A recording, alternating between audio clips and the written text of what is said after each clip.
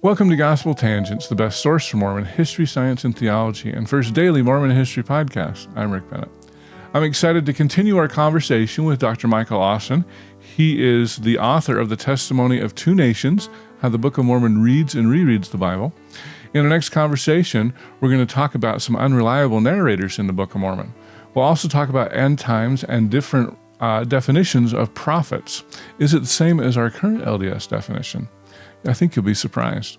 We'll also talk about whether there's too much Christology in the Book of Mormon, especially in the times before Christ. So you won't want to miss this conversation. Check it out.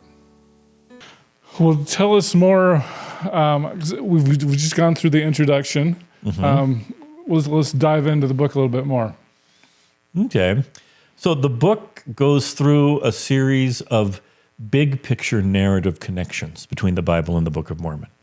Both stories have a sort of mythos of a tree, that the fruit does something that somehow affects people's salvation, right? Mm-hmm. Both stories have an exodus in which a group of people are told to leave a city that's about to be destroyed.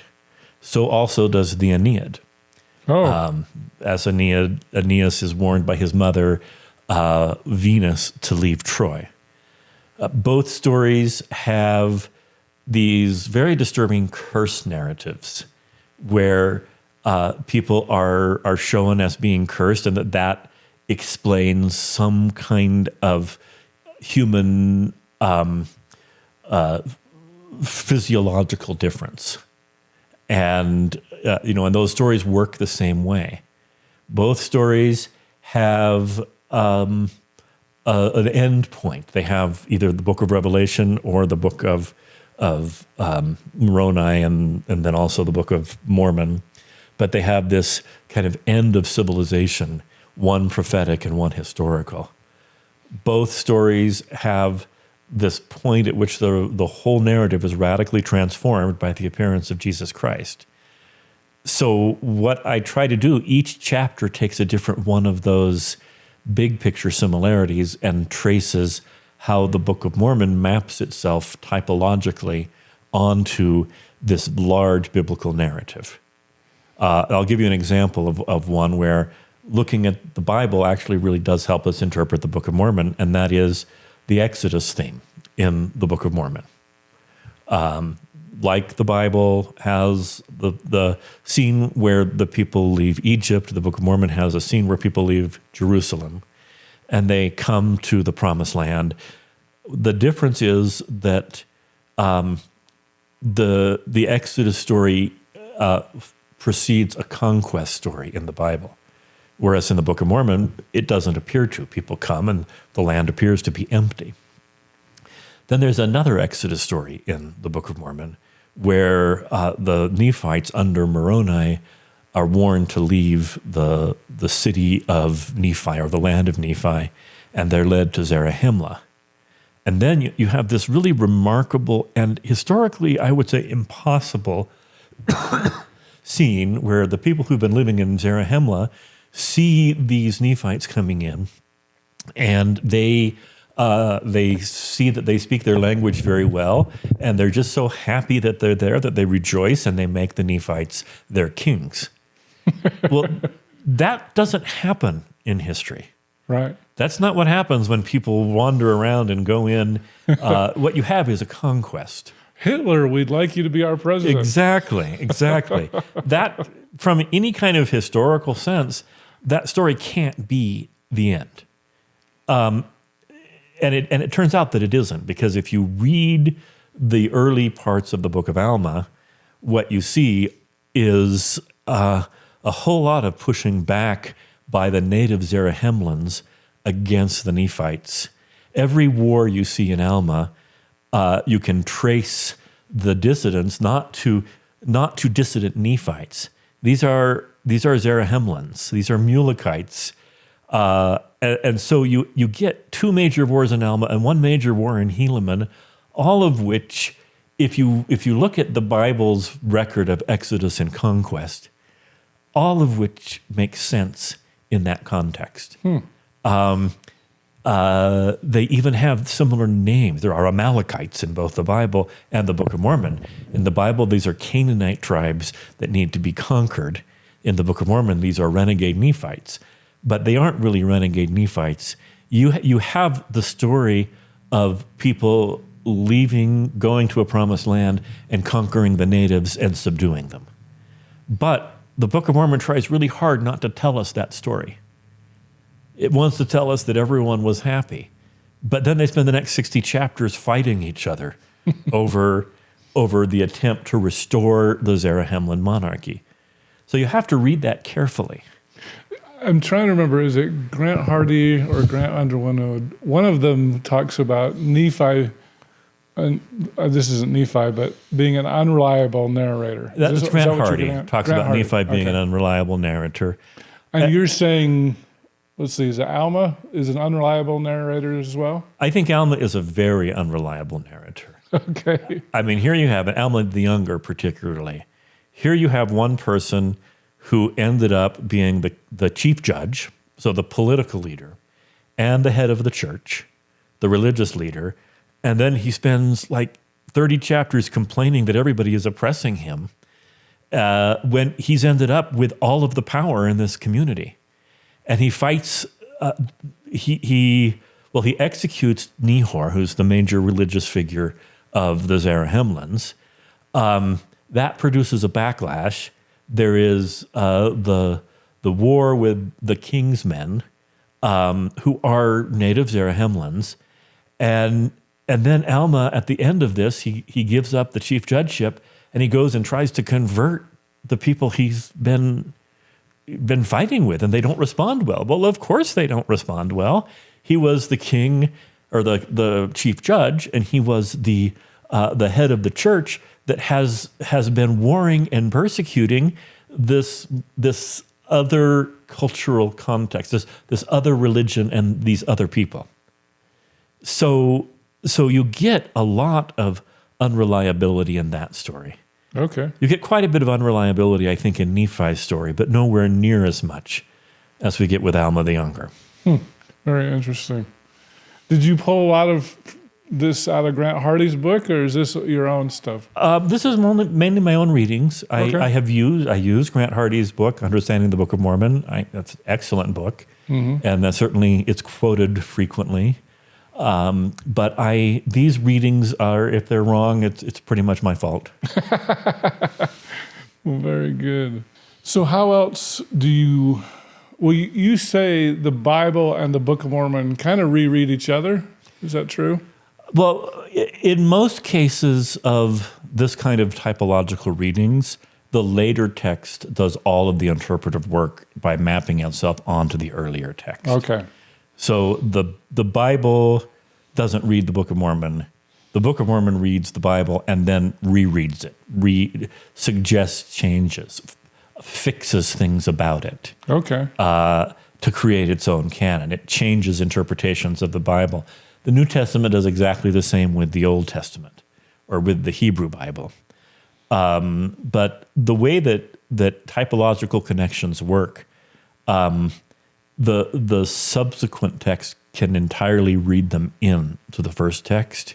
So the first text doesn't need to cooperate at all. Okay. So you've talked a little bit about the Adam and Eve story, how the Book of Mormon rereads that. What are some other stories that the Book of Mormon rereads? I guess the Exodus would be one. Yeah. I think the eschatology of the Book of Mormon is very different from the eschatology of the Bible. And for those who don't know what eschatology means. The last days, Okay. the end of time. Because the Bible was written largely for a community of apocalyptic Jews who saw the eschaton, the end of the world coming. And that end point is very conveniently predicted at the end of the Bible in the book of Revelation.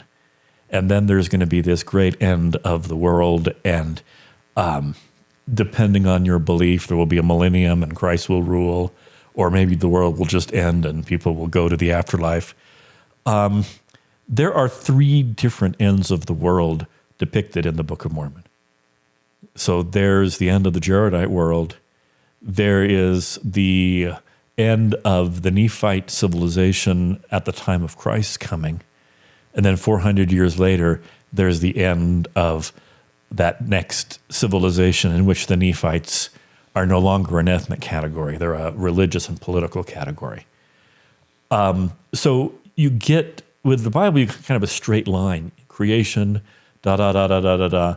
end of the world, straight line. With the Book of Mormon, you get recurrences. You get circles. Eschatology is portrayed as recursive. The world will, there's no reason to believe that the next end of the world is going to be the last one. Okay. What other things does the Book of Mormon reread? The Book of Mormon gives us a very different definition of what a prophet is. In the Bible, you have a number of different kinds of prophets. You have patriarchs, you have court prophets, and then during the 12 minor prophets, you get figures that are on the outskirts of society. They criticize both church and state. They call people to repentance, and they're very unpleasant people. And you have some prophets like this in the Book of Mormon, mainly Abinadi and Samuel, the Lamanite. And to some extent, Lehi was one of those in Jerusalem.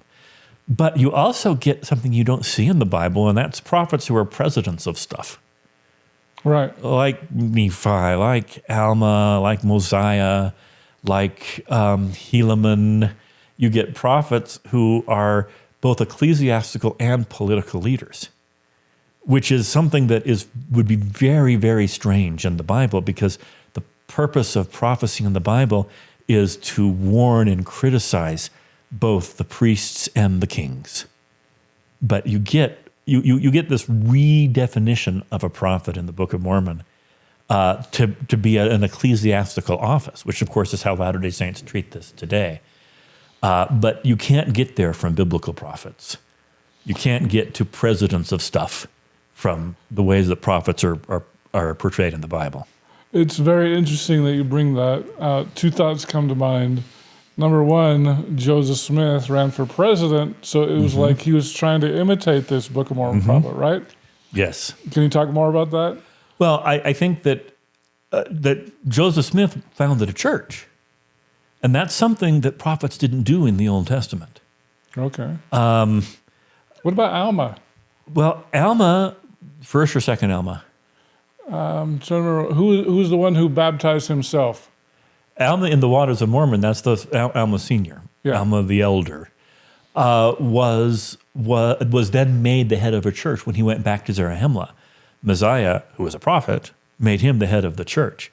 And then his son became both head of church and state and a prophet. And you don't get, Amos wasn't the president of anything. He wasn't Right. the head of church and state. Isaiah probably had some court position, but was not a political leader. So rather than prophets criticizing church and state, you get prophets being the heads of church and state, which is natural in the Book of Mormon, but not at all in the Bible. Well, yeah. The other thought that it brings up is, Constantine was kind of the leader of the church and the state. So for those who may be more inclined towards a more naturalistic explanation for the Book of Mormon, could Joseph be looking at people like that in Christian history and putting that in the Book of Mormon? So Constantine was never considered a prophet. Right. Most of the Renaissance popes and thereafter had a state. They were leaders of the papal states. They were political leaders, and this was all the way until the late 1800s that popes were political leaders, but they weren't considered prophets. Right. So the prophet in the Old Testament, and you don't see very many prophets in the New Testament. Right. But in the Old Testament, you got the 12 apostles. You have apostles, but really, isn't this where Joseph tried to converge your Old Testament prophet with your New Testament apostles and with the Book of Mormon prophets? Right. because it's in the Book of Mormon where you could see a prophet being the president of a church. Right. You don't see that anywhere in the Bible, where prophets come out of the wilderness and criticize the church. So is this an issue with our modern church? Because we like to say, well, we've got a prophet, Adam, Moses, Amos, Isaiah, Jeremiah, everybody. And that's not how it was in the Bible. It's not how it was even in the Book of Mormon. No, and the idea, and I think that we read that back into the Bible. Our understanding of prophets is they're the heads of things. So we read that back into the Bible, and we call anyone who was a leader a prophet. But the prophets now Moses was a leader. Right. He did have a leadership mission. And Joshua too, probably. Joshua had a military mission. Okay. But most of the prophets in the Bible were separate from institutions. They did not create institutions. They criticized institutions. So the Book of Mormon gives us prophecy as a much more institutional category than the Bible does. But it also has very, very typical biblical prophets in it. Samuel the Lamanite. Yes. Denver Snuffer, would he be one of those in a modern day? I don't know. I mean, I think that the modern day prophet, we don't, in Latter-day Saint culture, we've redefined the term. Okay. So a Samuel the Lamanite would not do well in the church today. He would be Denver. He would be, they would probably throw things at him and try to get him off the wall, like they did. Yeah. Well, very good. Let's see here. What are some other ways that the Book of Mormon rereads the Bible? It takes this very similar narratives and then it twists them. You look at the Nephite Lamanite division in the Bible.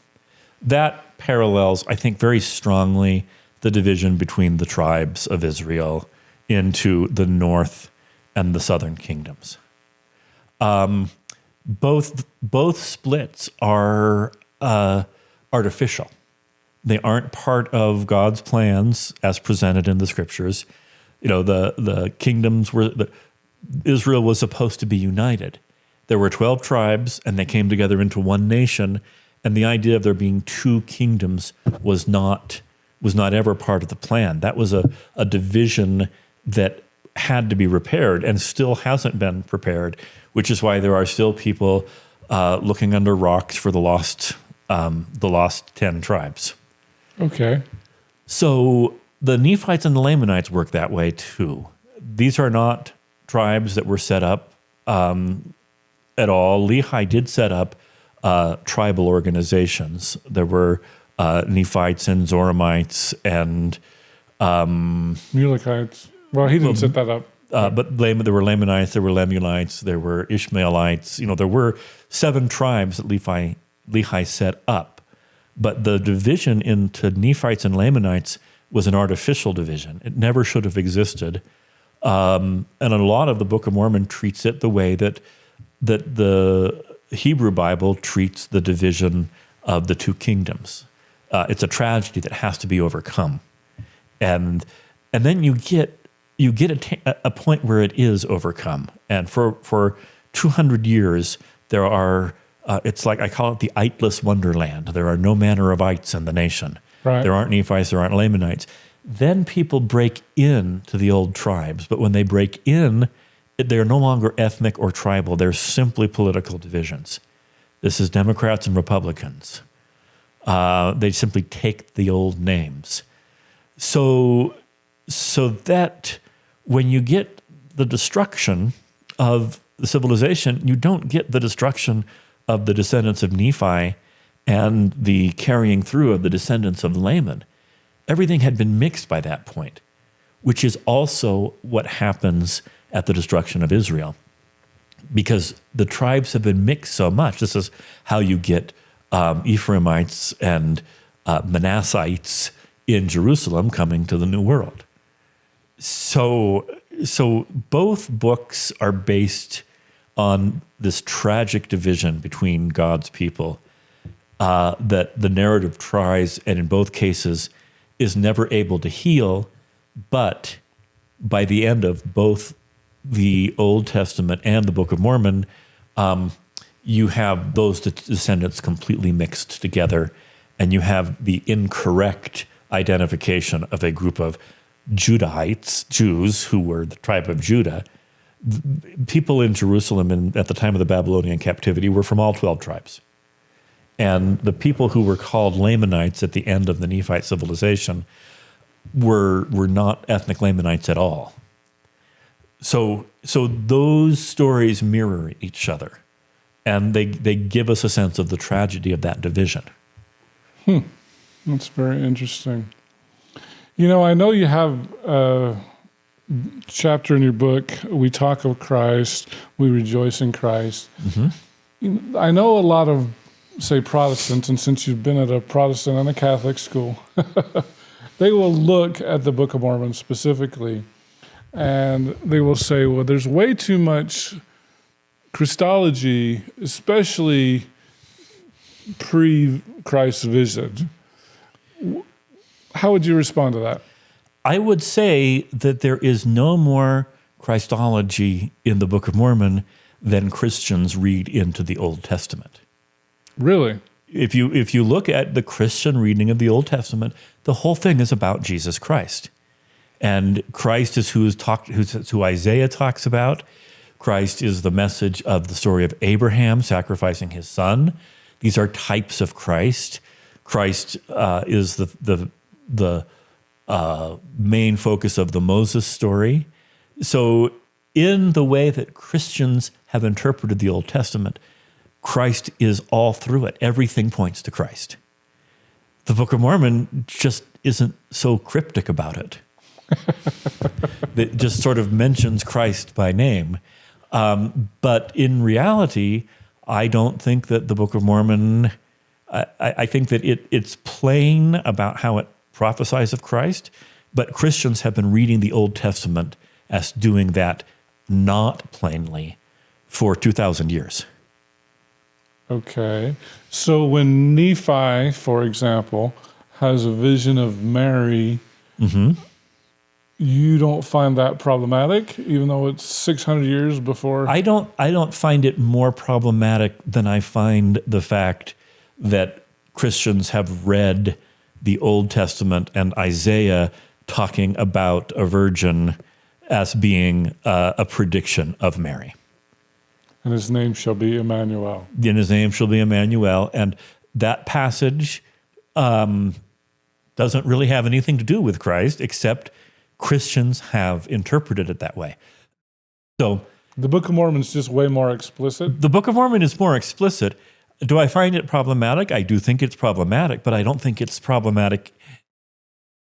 I think it is less problematic than the Old Testament is, because the Old Testament says Isaiah knew about Christ and he chose to talk in riddles to confuse us.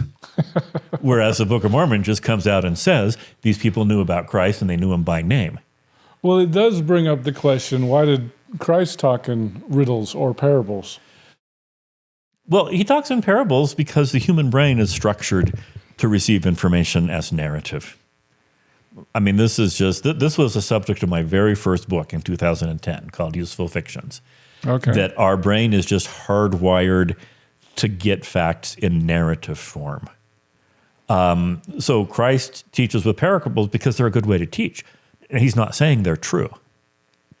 I don't think that Christ is saying there really was this man who was a good Samaritan. Right. I think that it's a teaching method, and I think it's one that I use as a teacher as well. We tell stories that illustrate principles. But the Christian interpretations of the Old Testament as a primarily Christ-centered work are much harder for me to accept than the fact that the Book of Mormon speaks of Christ directly. Okay. Because not only does Isaiah have the same knowledge, he's just meaner about it. according to the Christian tradition. Okay. So, I mean, this kind of gets into interpretations, translations. Mm-hmm. I mean, if we believe in a literal Nephi, Mm-hmm. he would have been a Christian clear back in 600 BC? In the same sense that Christians believe that Isaiah was a Christian. Okay. And that's why Nephi loves Isaiah so much. It is Christian doctrine that the Old Testament prophets knew about Jesus, they knew about Mary, and they hid that in riddles so that we couldn't read what it meant until Christ came. So do we call Nephi a Christian? I would not go that far. Okay. But I think that his religion is as Christ-based as Christians believe that the religion of Isaiah and Ezekiel and Jeremiah was Christ-based. Is this a case where it could be argued that Joseph Smith was using his 19th century setting to put those words into Nephi? Okay. Of course it could be. That's the easiest explanation for it. Okay. So I'm not saying that can't be argued. I'm just saying that I'm not going to accept that argument from somebody who believes that all Old Testament prophets were secretly talking about Christ. Okay. Because that's an even weirder belief that requires the same knowledge and is not nearly as clear about it. So I'm not saying that the best explanation is not that this is 19th century knowledge being put into the scriptures. That's certainly very possible. But Joseph Campbell made that case against Joseph Smith, and I talk about this in the book, that he has Christ everywhere before Christ, but Campbell himself believed that Jeremiah and Ezekiel, Alexander Campbell, not Joseph Campbell, I'm sorry, Alexander Campbell, believed that everything in the Old Testament was a secret prophecy of Christ. So I think that an open prophecy of Christ is more believable than a secret prophecy of Christ. That's interesting. I hope you enjoyed our conversation with Dr. Michael Austin, the author of The Testimony of Two Nations, How the Book of Mormon Reads and Rereads the Bible. You definitely want to get this book, by the way. In our next and final conversation with Michael, we're going to talk a little bit about the history of Sunstone Dialogue and some of those other organizations that have sprung up to talk about church history and other things. And Dialogue started in 1966. Eugene England and a group of Latter-day Saints who were at Stanford at the time in graduate school started Dialogue, and it hit a niche, and a lot of people were interested in the kinds of analysis that Dialogue offered. Thanks for listening, and I hope you to continue to enjoy Gospel Tangents. Consider becoming a Patreon or go to gospeltangents.com/shop, and you can get a cool tie, a hat, or even a nice mug. You can also get a sweatshirt. So check it out at gospeltangents.com/shop.